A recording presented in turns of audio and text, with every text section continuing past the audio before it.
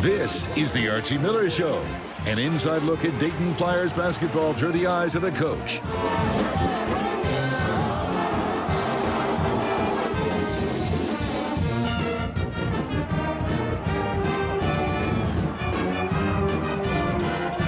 Now, here's your host, Mike Hartsock. And good morning, everybody, and welcome to another edition of the Archie Miller Show. It's one of the toughest things to do in college basketball.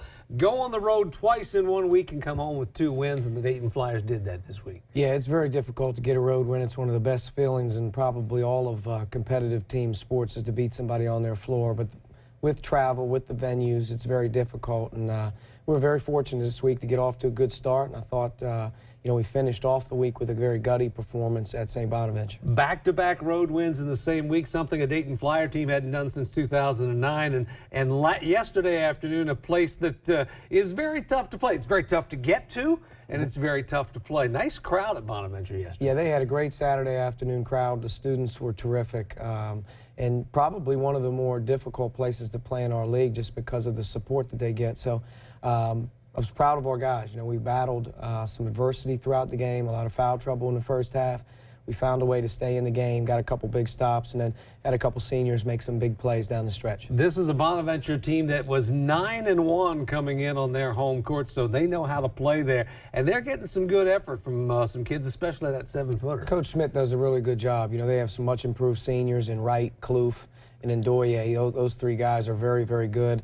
And they play a very aggressive style at home. They've had some very tough losses, buzzer shot losses, and the only team to get them at their place was a full-strength George Washington. So going in there, we knew we were going to be in for a battle, but I thought our kids went in with the right mindset. All right, let's start you out up at St. Bonaventure at Olean, New York yesterday. And having some trouble early, you got behind, but there's Alex Gavrilovich doing a nice job. Good post feed by Deshaun. We really tried to get the ball inside early on, and that's what we've really been emphasizing is the pass. It's important to note you don't see Devin Oliver on the court here in the first half because he was gone 3 minutes in. Yeah, he had a tough time staying on the floor early in the first half with a couple offensive fouls. But, we hung in there. It wasn't pretty, but we hung in there. And, to get a couple plays on the road, to have a working margin at halftime is all you're looking for. Jordan Seibert playing a little defense, stealing it away and scoring back at the other end. And V. Sanford, another solid effort off the bench. V really has played well this past week, and even in the George Washington game, he's had about 3 good performances in a row. Scoochie Smith finds V outside, steps inside the arc, and knocks down the jumper. And inside of 5 minutes to play here, nice offensive stick back by their 7-footer. Yeah, their front court players really did a good job of driving the ball, and they got some second shots when we rotated. Outside again, this time Flyers pick up the loose ball, and they didn't want to run with you, and this is something you wanted to do. We definitely wanted to push the pace, and I think all game long, even when they scored, we were able to really come back at them. Kari Price knocks down a couple of threes in the first half to give you a lift, and then here comes V again. Off the dribble, gets it to go. It's a 1-point game at this point. Kick it outside to V for 3. He gives you a lead. Really, really good drive to pass. That's the thing when our team's moving the ball, I think everyone appreciates. Go into the locker room, a 30-30 ball game. So after being down, 7 or 8 points early in that first half, you came back nicely and just kind of kept on punching away. Yeah, just kept on, kind of plugging away there without Devin on the floor. He's a big part of what we do. We had some trouble scoring and, getting back in transition, giving them some easy, uncontested shots. But, I thought 30-30 at the half. We really rallied in the back 4 minutes and had some guys really make some nice plays. It's one of those things at this time of year, it's all hands on deck. You get Devin Oliver going down with 2 fouls. He gets his 3rd foul early in the second half. So it's one of those situations where somebody's got to step up. And we played everybody. I think all the guys were ready to go. We played Kendall, we played Jalen, Devin, Alex, Matt. They all had to step up in the front court. I thought our perimeter guys did a good job. I thought Scooch came in and gave us some good minutes as well. But, the big thing for our team has been that all year is somebody's going to be able to get in there and play and be ready. And I think that's why in February, we have enough guys that we trust. All right, back out we go to Olean, New York, picking up the second half. And once again, Devin picks up his 3rd personal foul as the Flyers trying to make something happen, going inside this time to Deshaun Pierre. Really good shot by Deshaun. We're trying to get him going here. Tough step-back shot, knocking down a 3-pointer as they go up by 5. Yeah, good shot there by Cumberbatch. A tough one, too. Matt Cavanaugh, nice move on the big kid, gets him up in the air and drives it right past him. Really good move by Matt. Early here in the second half, we had to get some stops, and we struggled. and in particular some second shot opportunities for them, you know, really kept the lead at a working margin for them. You did a heck of a job on offensive rebounding, but they came up with some key ones as well. Nice shot there by Jalen Robinson out on the baseline. Good pass by V at the end of the shot clock. V again, taking it to the basket, gets the basket and the foul as the Flyers start cutting into the lead. There wasn't a big lead at any point in this game. Nice speed inside, and Devin Scott throws it down. Really good pass by Scooch as he got into the paint. Here they go down inside, get the basket and the foul, and they take a lead of 7 points. That was their largest lead in the second half. Now watch Devin Scott here. 3 guys around him. Somehow that ball gets over the rim and down. Tell you, it was a heck of a finish by Devin, and it was really timely as well. Flyers get the basket and the foul there. Here comes Devin Oliver back into the ball game, takes it hard to the hole and gets it to go. And Devin really played well in the final, 10 minutes? It's to his credit, because when you have a game like that where you're not in rhythm with fouls, sometimes it's tough to stay in it. But he had a heck of a finish for us, and we couldn't have won without him. Knocks down a big 3. There's Ndoye again with the offensive rebound. Devin misses this time, kept alive by Kavanaugh, and Oliver sticks it back on the reverse. Good second chance opportunities. I think we had 20 second shots. A lot of them happened within the last 6 minutes when we needed buckets. Kari Price with the penetration misses, but tipped back up and in by Oliver. And then Deshaun Pierre coming off the dribble gets it to go. It's a 2-point game with 3 minutes left to play. Devin comes off the shot fake and drains it, and we're tied at 64. This right here, one of the great drives, you know, just a punishing drive. Matt with the stick back puts us up 2 points. I thought once we got up 2 points, you know, at that point in time, our guys were really believing. Flyers go up by 2, late shot clock. V with a 17-footer right in your face. A lot of people think that's a difficult shot, which it is, but I tell you, it's his patented shot, so it was good to see him get it in. End of another shot clock. Seibert forces one up, but the offensive rebound by Devin Oliver, and Demo goes to the line and knocks down 4 free throws in the 4 closing pressure minutes. free throws in a very, very hostile environment, and that's what it's about to be a senior in February, icing the game from the line. And the Flyers go on to get the win, 72-69. V and Oliver both with 15 points apiece. You got 28 points off the bench, but I know that people watching the game yesterday afternoon had to notice, you talk about a hostile crowd, they are sometimes right here. Their student section is very, very close to the floor. It's what makes it difficult to play. And, you know, I was looking over there at Deshaun taking the ball out, I think with 3 seconds to go on the shot clock, late in the game, and it felt like he was surrounded. You know, he was almost taking the ball out in the student section. And, you know, that's what it's about. That's what college athletics is about, these type of environments. And even Demo's free throws, I mean, it's very, very difficult to simulate that type of pressure, that type of noise. And a couple big opportunities for him. That was the back half of a busy road week for the Dayton Flyers. When we come back, we'll take you to George Mason, Fairfax, Virginia on Wednesday as Dayton got its first road win of this week. That and more when the Archie Miller Show continues, so don't go away. Flyer fans, are you looking for some new gear for the games? There's no better place to look than the Corporate Casuals Fan Shop. They've reopened down on Brown Street next to BW3's, carrying the best selection and the best brands of Flyer attire for men, women, and children. They're open down on Brown Street during normal business hours, and you can also shop on the concourse at the arena during every Flyers home game. Corporate Casuals, the official outfitter of the Archie Miller Show.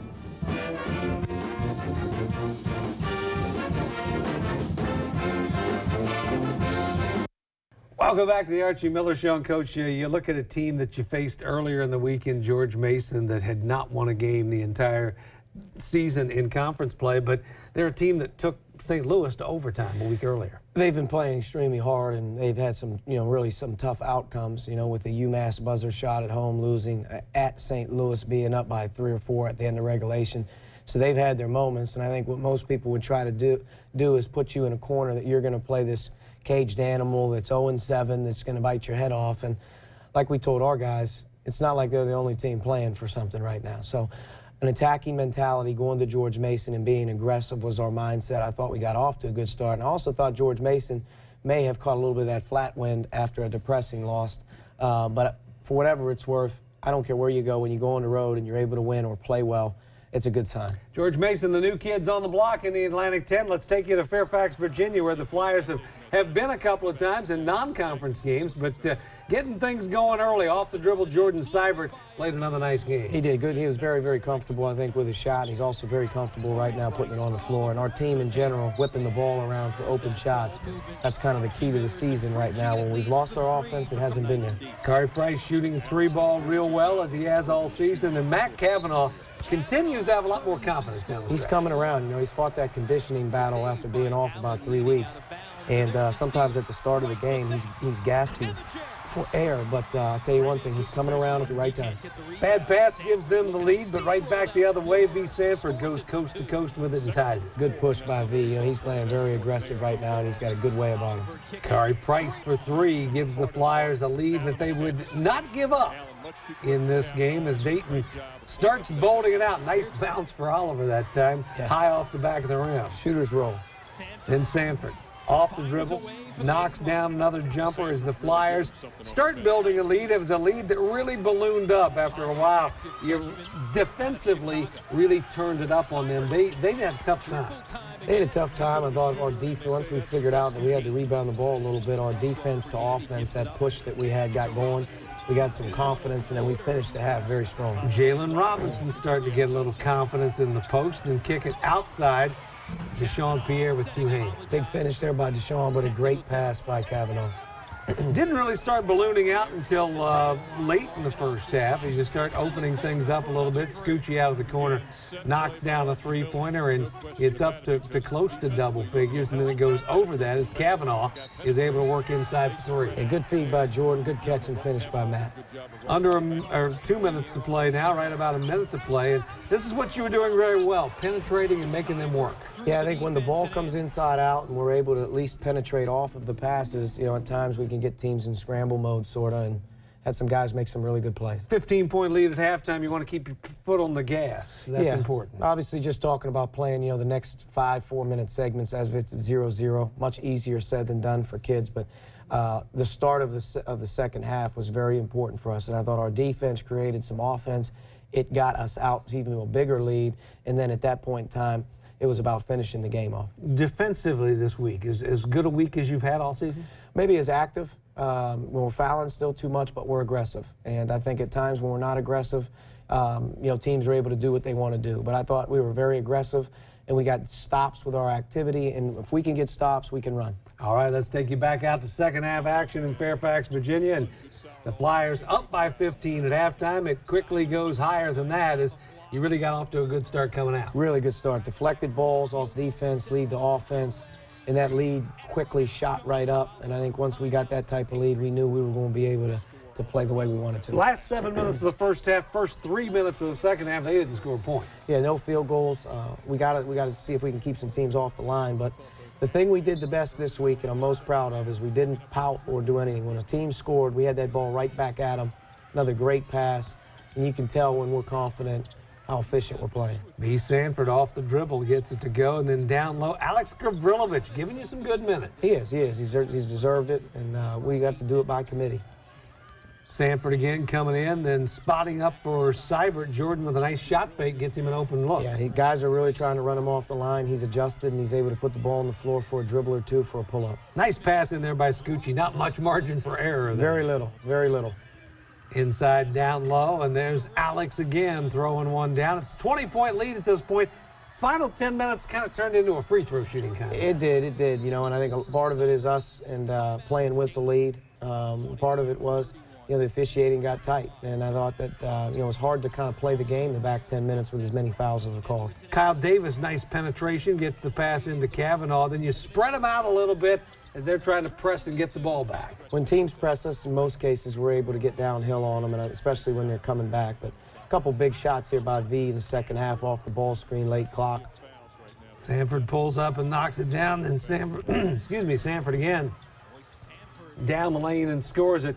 It's about a 5.5-minute game left to play. You're still up by 20 and still pushing the ball and making things happen. There's Kyle Davis off the dribble. Kyle was really good on Wednesday. He gave us a big boost defensively, and thought he finished the game the right way as well. On the scoreboard, 84-67 the final. Seibert with 19, Sanford with 16. You were 22 of 30 from the free throw line. That's not too hateful either.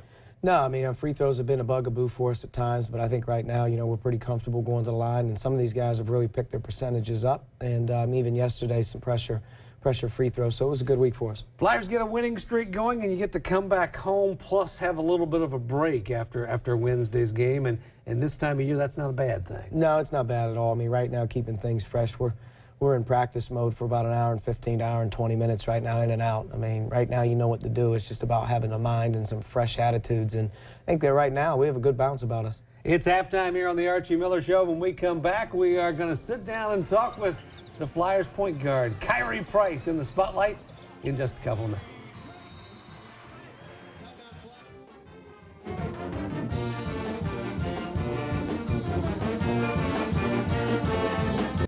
Welcome back to the Archie Miller Show, and what a difference a year makes for your point guard. Kyrie Price, young, quiet guy last season, had a chance to watch Kevin Dillard play and learn, and now he's the starting guy, and he's really kind of taken charge of that role. He has. He's a rock for us. He was a rock last year, and unfortunately he suffered an injury which he cost himself 6, 7, 8 games in conference where he wasn't able to help us. And but he's very smart. He's a tough kid, and in particular this year battling some knee tendonitis in both knees all season long.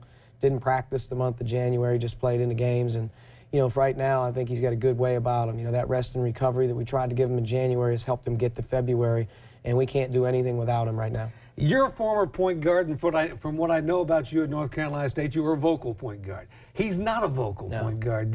How tough is that for a guy who has to lead a team like that? It's very tough. It's a challenge. It's almost a skill, being able to communicate on the floor. And a lot of guys come to college and they don't have it. Some guys have the gift of being able to talk. But as the point guard, you're not only in charge of the play that's called, you're in charge of matchup substitutions. Can you get the eyes of the bench? Is there a matchup substitution that you're going to switch a guy and he's the guy responsible? He's the quarterback of the team. And at times you get frustrated with Kyrie because he just kind of stares at you and doesn't say a whole lot, but he knows what to do. And he's been in a lot of big games now, and we trust him as much as anybody. Quite a difference between freshman and sophomore year for Kyrie Price. Had a chance to talk to him about that development. Last year, I was just, trying to get into the groove of being a college player was just pretty tough. So it's a tough transition from high school to college. And this year, the game has slowed down tremendously. So the shot has gotten better. I worked over the summer, things like that. So I just 1 year in the offseason really helps. So. Kyrie has nearly tripled his offensive output in his second season. A big part of that has come from outside the arc. Price is connecting on 44% of his three-point shots. Something that I've really worked on when I got to college, really. In high school, it was easier to get to the lane, things like that. In college, it's a different story. So I really worked on it a lot since I got to college. Price stepped into the role of starting point guard after watching and learning from a veteran last season. Kevin Dillard was a pretty good teacher. He brought me on along the ropes, taught me some things, showed me what it's like to win games, showed me how hard you got to play. And I'm just trying to do the same thing for Scooch as a freshman, so I'm just trying to show him how hard it is to win. It's no secret that Price is playing with pain this season. With the help of trainer Mike Mulcahy, though, he's working through stiffness in both knees, something that will only get better with rest, which is something that won't be coming anytime soon. It is what it is. I played through it. Everybody's hurting this time of the season, so I'm making no excuses. Just play through it, get treatment after the games and things like that. So I'm just trying to do whatever I can to help my team get wins. There are times when you look at Kyrie out on the basketball court, not when he's running, but when there's a dead ball and he's walking, and he looks 60 years old. Those knees are really bothering him. Yeah, for a young kid to be hobbled like he is right now, it's crazy to watch. But I tell you, what he did was, after our St. Joe's game, I think he thought to himself, hey, look, I'm going to be in pain, but the one thing I'm not going to sacrifice is the practice repetitions that I'm not getting. And he made a point to tell everyone that he was going to start to practice, and he didn't really care what anyone said. And he got into practice here of late, and I tell you, the boost, the morale that our team has gotten from him being back has been something that's been, it's been good to watch. And to watch him in the games feel more comfortable here very quickly because he's practiced is something that's been good for him. And the other thing about Kyrie is the personal side of things. From Slidell, Louisiana, small town down there outside of New Orleans, it was tough for him last year. There's not going to be a very more difficult transition for a young kid than to leave Slidell, Louisiana, and come to Dayton, Ohio. In particular, when you're recruited by someone who doesn't have a personal niche with you or whatnot. And he's a smart kid, he's a quiet kid, and sometimes he can be misconstrued as unhappy at times just because he doesn't say a lot. But the transition got easier for him. You know, his spring was great, his summer was great. Our team did a great job this summer, and I think as we approach the fall, he has a much more connected team around him. It is a one-game week for the Dayton Flyers this week. Wednesday night, Rhode Island comes to town, and when we come back on the Archie Miller Show, we'll talk about the rematch, so don't go away.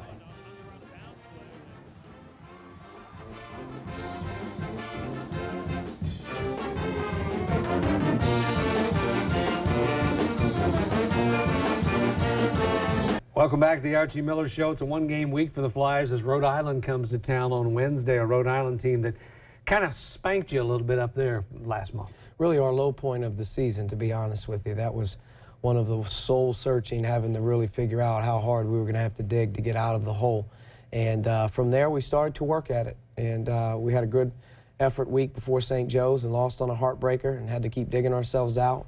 And we've gotten ourselves to the point where we're back, in my opinion, being very aggressive again. And I think on Wednesday night, my hope would be that we'll be as aggressive as we've ever been. It's painful to look back at last month, but here's some highlights from that game. They kind of had their way inside and out. It didn't matter really what we did or how it happened. The floodgates were open from an offensive perspective for them, and we just let them do whatever they wanted to do. And in particular, Xavier Munford was terrific in the game, as was E.C. Matthews. And you know, our offense wasn't very good. Our defense was probably the worst it's been all season. And you know, I think as we've gotten better from that game, which is really important to keep in mind.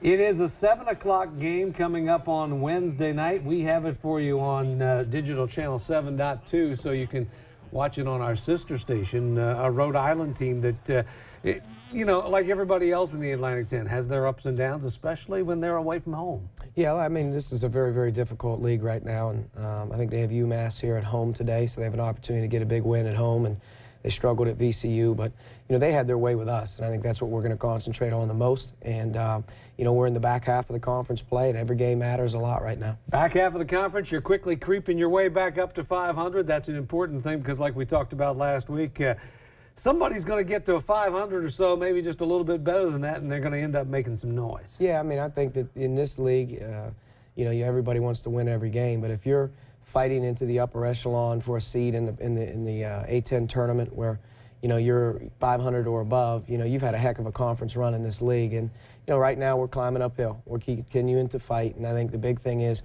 the way that we're playing. You know, we're playing aggressively. We're not worrying about a whole lot right now, but we're really trying to be ourselves, and I think that's a big thing as you move into February. All right, only one game this week. It is Wednesday night at 7 o'clock.